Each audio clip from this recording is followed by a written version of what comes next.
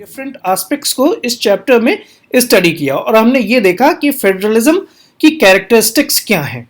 अब हम इसके आगे देखते हैं कि फेडरेशंस के बनने के तरीके क्या हैं। तो बच्चों, जिन कंट्रीज में फेडरलिज्म के प्रिंसिपल को फॉलो किया जाता है वो फेडरेशन कहलाती हैं। वो कंट्रीज जहां फेडरलिज्म के आइडियल्स को फॉलो किया जाता है वो फेडरेशंस कहलाती हैं। तो आपको यहां पे क्या बताया जा रहा है कि there are two kind of routes through which federations have been formed, कि दो रास्ते होते हैं जिनके द्वारा फेडरेशंस का निर्माण होता है। अब ये दो रास्ते कौन से हैं? इनमें से पहला रास्ता है कमिंग टुगेदर फेडरेशन। अब कमिंग टुगेदर फेडरेशन को आप ध्यान से समझिए और जानिए कि इसकी कैरेक्टरिस्टिक्स क्या हैं। तो कमिंग टुगेदर फेडरेशन में आपको बताया जा रहा है कि this is the first route. The first route involves independent states coming together on their own to form a bigger unit so that by pooling their sovereignty and retaining identity they can increase their security।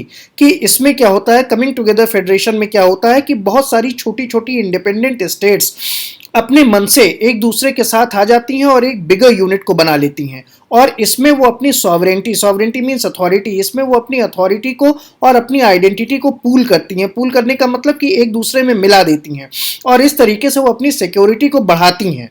तो इसमें बहुत सारी, आपको क्या बताया गया कि इसमें बहुत सारी छोटी छोटी स्टेट्स एक दूसरे के साथ आकर के एक बड़ी यूनिट बना लेती हैं और अपनी सॉवरेंटी और आइडेंटिटी को पूल कर देती हैं। This type include the USA, Switzerland and Australia. तो आपने यूनाइटेड स्टेट्स को देखा, इसीलिए उसका नाम है यूनाइटेड स्टेट्स ऑफ अमेरिका, की उसमें बहुत सारी छोटी छोटी स्टेट्स यूनाइट हो गई हैं और उन्होंने एक बड़ी आइडेंटिटी बना लिया है, उन्होंने एक बड़ी यूनिट बना लिया है जिसको हम यूनाइटेड स्टेट्स ऑफ अमेरिका कहते हैं। तो United states of America coming together federation का एक बहुत बढ़िया एग्जाम्पल है। इसके अलावा स्विट्जरलैंड और ऑस्ट्रेलिया भी इसके एग्जाम्पल हैं। फिर आपको क्या बताया जा रहा है कि in this first category of federations all the constituent units usually have equal power. तो इसमें जितनी भी कॉन्स्टिट्यूएंट यूनिट्स होती हैं, जितने भी कॉन्स्टिट्यूएंट स्टेट्स होते हैं, उनको बराबर पावर्स मिली होती हैं। किसी को कम या किसी को ज्यादा पावर नहीं होती है, सबको बराबर पावर होती है एंड दे आर स्ट्रॉन्ग विसा विस द फेडरल गवर्नमेंट। और जो सेंट्रल गवर्नमेंट होती है उसके सामने, विसा विस का मतलब कि इन कंपैरिजन टू, कि जो फेडरल गवर्नमेंट है, जो यूनियन गवर्नमेंट है, उसके सामने स्टेट्स को काफी ज्यादा पावर्स मिली होती हैं। ये बात आपको बताई गई कि इसमें बहुत सारी छोटी छोटी स्टेट्स एक दूसरे के साथ स्वयं से आ जाती हैं और वो अपनी सॉवरेंटी, अपनी अथॉरिटी को और अपनी आइडेंटिटी को पूल करके एक बड़ी यूनिट बनाती हैं और इस तरीके से वो अपनी सिक्योरिटी को और ज्यादा मजबूत करती हैं। इसका जीता जागता example United states of America है। इसी के साथ साथ स्विट्जरलैंड और ऑस्ट्रेलिया भी इसके एग्जाम्पल हैं।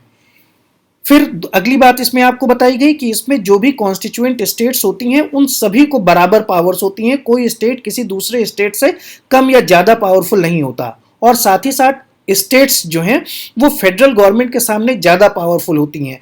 फेडरल गवर्नमेंट मतलब यूनियन गवर्नमेंट, सेंट्रल गवर्नमेंट के विसा विस स्टेट गवर्नमेंट्स जो हैं वो कंपैरेटिवली ज्यादा पावर्स होल्ड करती हैं। ये बात आपको बताई गई। फेडरलिज्म की डिफरेंट रूट्स ऑफ फेडरलिज्म का मतलब है कि वो रास्ते जिनके द्वारा फेडरलिज्म का निर्माण होता है, जिनके द्वारा फेडरेशंस का निर्माण होता है। तो जिसमें आपने पहला देखा जो कि कमिंग टुगेदर फेडरेशंस था और अब दूसरा आप देखने जा रहे हैं होल्डिंग टुगेदर फेडरेशंस। तो होल्डिंग टुगेदर फेडरेशंस में क्या होता है, इसे सेकेंड रूट कहा गया है और इसमें बताया जा रहा है कि where a large country decides to divide its power between the constituent states and the national government, कि जहां पर एक बड़ी कंट्री इस बात को डिसाइड करती है कि वो अपनी पावर को किस प्रकार डिवाइड करे कॉन्स्टिट्यूएंट स्टेट्स और नेशनल गवर्नमेंट की। मतलब यहाँ पर कंट्री अपनी पावर्स को डिवाइड करती है सेंट्रल गवर्नमेंट और स्टेट्स के बीच में। India, Spain and Belgium are examples of this kind of federation. तो आपको ये बताया जा रहा है कि इंडिया, स्पेन और बेल्जियम इस तरीके के फेडरेशन, होल्डिंग टुगेदर फेडरेशन के एग्जाम्पल हैं कि जहाँ पर कंट्री अपनी पावर को डिवाइड करती है सेंट्रल गवर्नमेंट और स्टेट गवर्नमेंट्स के बीच में। In the second category, the central government tends to be more powerful vis-a-vis to the state। और इसकी अगली कैरेक्टरिस्टिक क्या है कि इसमें सेंट्रल गवर्नमेंट ज़्यादा पावरफुल होती है स्टेट गवर्नमेंट के सापेक्ष। स्टेट गवर्नमेंट के कंपैरिजन में सेंट्रल गवर्नमेंट ज़्यादा पावरफुल होती है और सेंट्रल गवर्नमेंट ये डिसाइड करती है कि स्टेट्स को पावर का डिस्ट्रीब्यूशन किस प्रकार से किया जाए। Very often different constituent units of the federations have unequal powers. तो इसकी अगली खास बात यह है कि इसमें जो भी कॉन्स्टिट्यूएंट यूनिट्स हैं जिनको हम स्टेट बोलते हैं उनको अनइक्वल पावर्स होती हैं। सभी स्टेट्स को एक समान पावर्स नहीं होती हैं। Some units are granted special powers. इनमें कुछ यूनिट्स को स्पेशल पावर्स भी ग्रांट की जाती है।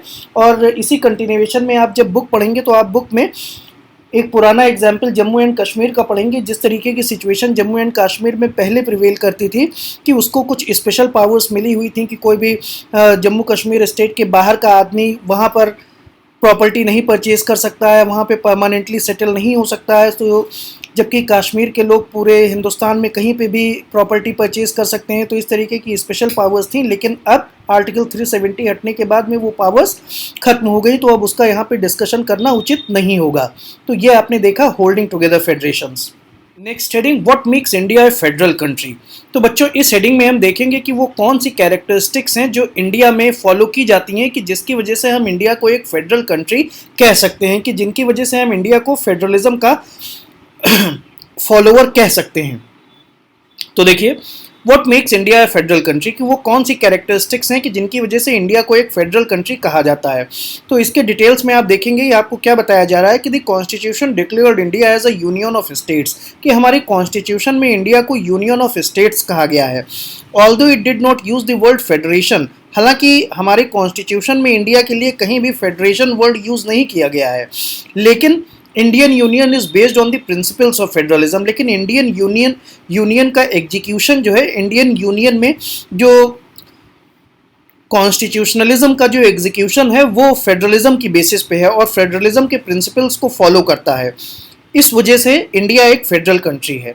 आगे देखिए, the constitution originally provided for a 2-tier system of government. तो हमारे कॉन्स्टिट्यूशन में शुरू में केवल 2-tier system of government propose किया गया था। 2-tier सिस्टम ऑफ गवर्नमेंट का मतलब है 2 लेवल्स ऑफ गवर्नमेंट, जिसका मतलब है द यूनियन गवर्नमेंट और what we call the central government, कि जो यूनियन गवर्नमेंट या सेंट्रल गवर्नमेंट जिसको हम केंद्र सरकार बोलते हैं, representing the union of India and the state government, और दूसरी स्टेट गवर्नमेंट। तो ये 2 टीयर्स हैं, 2 लेवल्स हैं गवर्नमेंट के। तो शुरुआत में केवल 2 लेवल्स ही प्रपोज किए गए थे, सेंट्रल गवर्नमेंट और स्टेट गवर्नमेंट।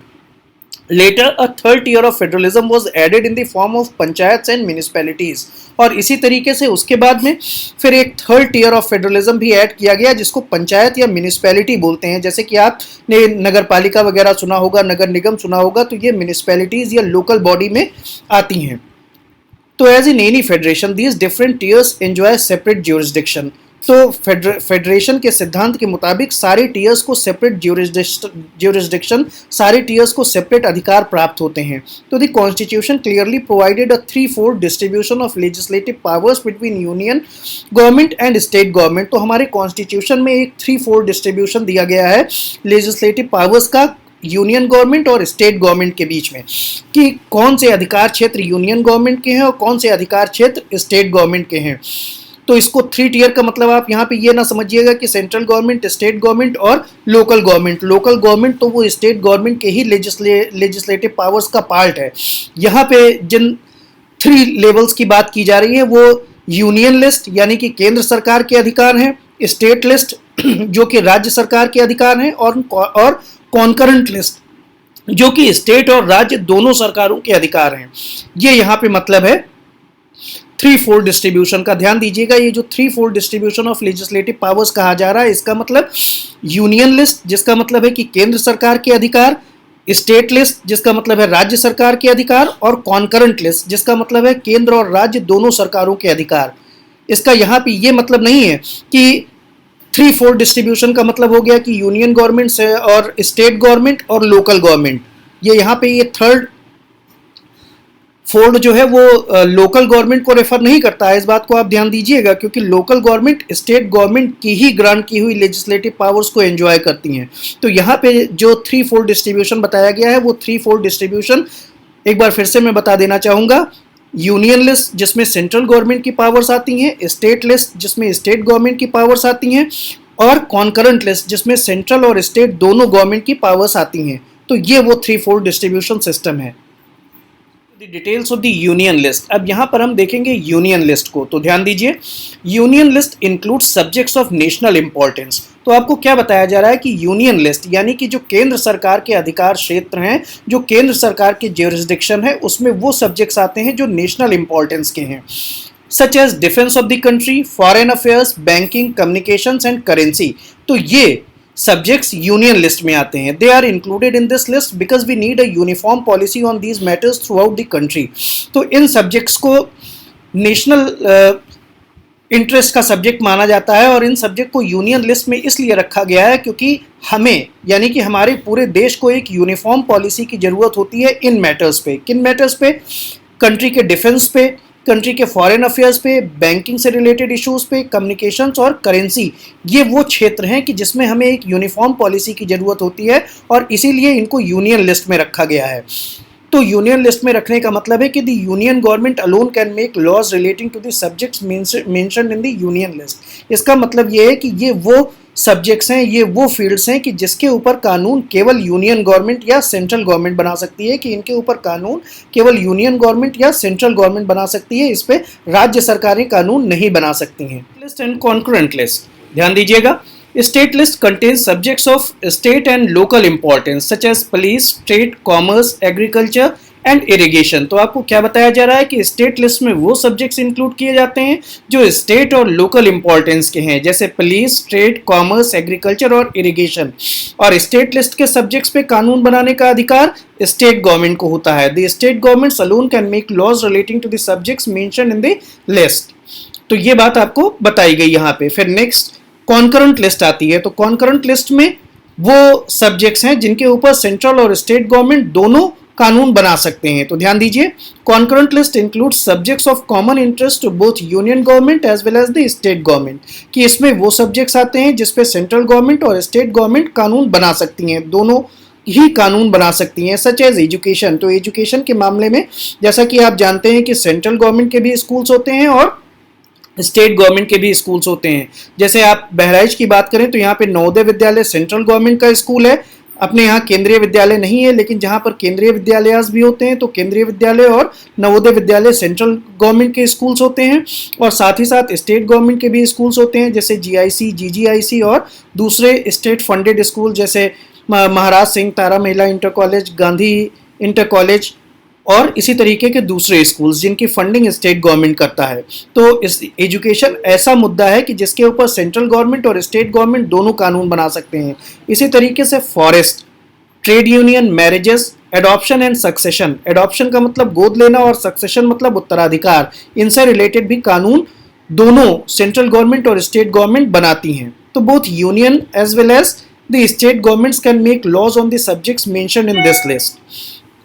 लेकिन if their laws conflict with each other, the law made by the union government will prevail। लेकिन अगर उनके बीच में कोई क्लैश होता है तो उस कंडीशन में सेंट्रल गवर्नमेंट का बनाया हुआ कानून प्रिवेल करेगा, सेंट्रल गवर्नमेंट का बनाया हुआ कानून एक्सेप्ट किया जाएगा। Points which are noticeable in the chapter, तो ये चैप्टर की ही बातें हैं जिनको यहाँ पे केवल उनका प्रेजेंटेशन फॉर्म चेंज करके आपके सामने दिया गया है। जब आप चैप्टर के टेक्स्ट को पढ़ेंगे तो वो सारी बातें आपको मिलेंगी जो यहाँ पे आपको बताई जा रही हैं, लेकिन केवल उनके प्रेजेंटेशन के तरीके को थोड़ा सा चेंज कर दिया गया है।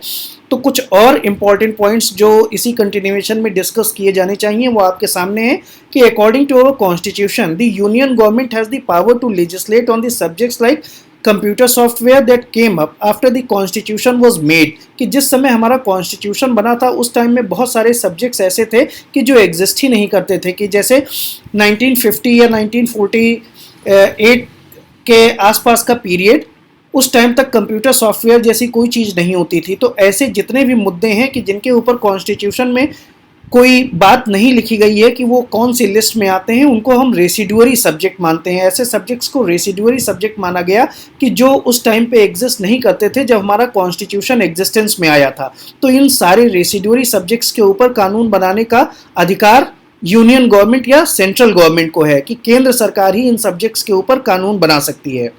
फिर आपको क्या बताया जा रहा है कि ज़्यादातर federations that are form by holding together, कि इंडिया की तरीके के फेडरेशंस जो होल्डिंग टुगेदर में आते हैं वो अपनी कॉन्स्टिट्यूएंट यूनिट्स को इक्वल पावर नहीं देते हैं। जैसे हमारी कंट्री में सभी स्टेट्स को एक समान दर्जा नहीं हासिल है, किसी को विशेष दर्जा हासिल है तो कोई नॉर्मल कैटेगरी में आते हैं। तो इसमें आप जब चैप्टर पढ़ेंगे तो पहले भी आपको बताया गया कि आप जम्मू कश्मीर का केस देखेंगे, लेकिन अब जम्मू कश्मीर के केस को देखने की कोई ज़रूरत नहीं है क्योंकि अब वहाँ की सिचुएशन डिफरेंट है।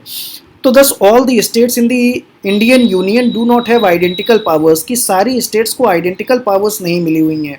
There are some units of the Indian union which enjoy very little power, these are the areas which are too small to become an independent states, कि हमारी कंट्री के कुछ इलाके ऐसे हैं जो कि इतने छोटे हैं कि उनको हम इंडिपेंडेंट स्टेट भी नहीं बना सकते हैं, और वो इतने मतलब कुछ इलाके ऐसे हैं जो कि इतने बड़े नहीं हैं कि उनको हम इंडिपेंडेंट स्टेट बना दें, और इतने छोटे भी नहीं हैं कि उनको हम किसी दूसरी स्टेट के साथ में मर्ज कर दें। वही बात आपको बताई जा रही है कि there are areas which are too small to become an independent state but which could not be merge with any other existing state, की ये इतने छोटे भी नहीं है कि इनको दूसरे स्टेट्स में मिला दिया जाए, या इतने बड़े भी नहीं है कि इनको इंडिपेंडेंट स्टेट्स बना दिया जाए, तो इनको यूनियन टेरिटरीज में रखा जाता है। दीज एरियाज लाइक चंडीगढ़ और लक्षद्वीप और the capital city of Delhi are called union territories. तो these territories do not have the powers of a state, तो इनको स्टेट की पावर्स नहीं मिली हुई हैं।